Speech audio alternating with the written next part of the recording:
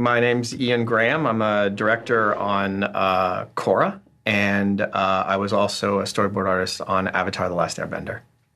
Hi, my name is Steve Ahn. I'm an assistant director of Ian Graham for The Legend of Korra Book 3.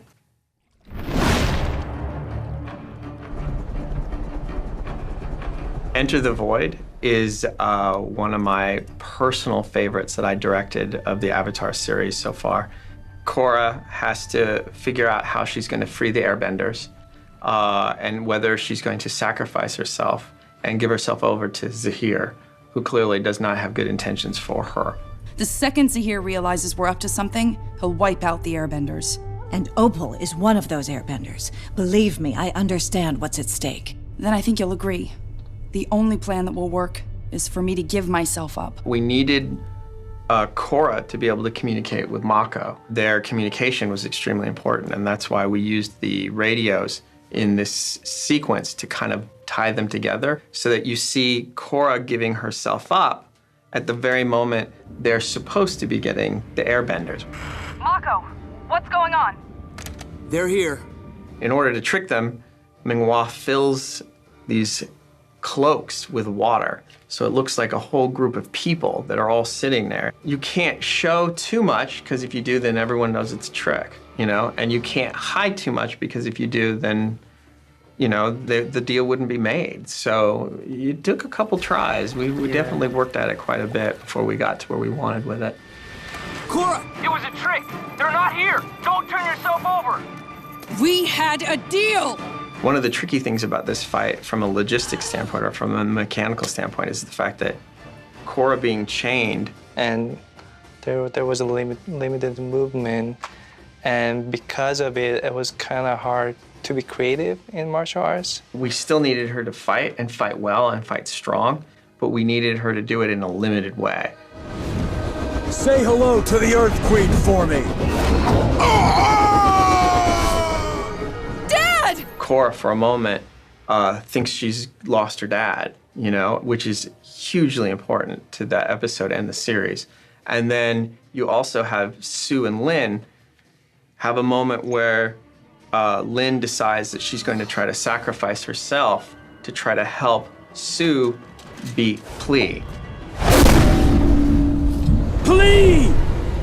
Pli's death, we spent a lot of time working that out. I mean, Mike and Brian spent a lot of time talking about how that would happen and how to be careful of it. There's a very fine line between making it some kind of just violent death and a kind of more poetic understanding of what just happened and how it affected Zahir.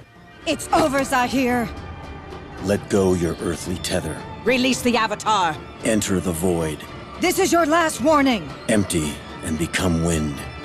He lets go of the one thing holding him to the earth, and by letting her go, he then is able to get to a higher level of airbending. Mike and Brian, they wanted it to feel like it was just another form of airbending. Right. And so even that, there were discussions that went back and forth on how to make that look more realistic. And in the final, actually, we did want it to look a little bit more like swimming through the air, as opposed to just flying like a superhero. We can't outrun it! This way! The hardest part about revealing that Bolin was a lava bender is it had to look like an accident, like he didn't intentionally bend lava because he didn't know he could do it. And the other thing is it had to be a moment where he was willing to try to sacrifice himself. Bolin! Yeah! It was the first time he'd ever done it, so it had to be a little clumsy. And so therefore, the pose was kind of a mixture of lava bending or poor lava bending and earth bending. Incredible. You're a lava bender. I know. I just found out. I've worked on the original Avatar series. I've worked on Korra. I know that the fans are extremely loyal and they really believe in the show. And even their criticisms are positive. It's all it's all to try to make a better Avatar universe. When we're working long hours and working really hard, it's that support that helps us get through it and make better episodes. The initial cave design, they wanted something unique. They wanted, that's all the crystals and all the elements that are there. They wanted it to have a kind of unique feel, but it's also the way that Cora was kind of shackled up and there's nothing she can do. It's tricky to, when you have a character that can bend elements like that, there's so many possible ways to get out.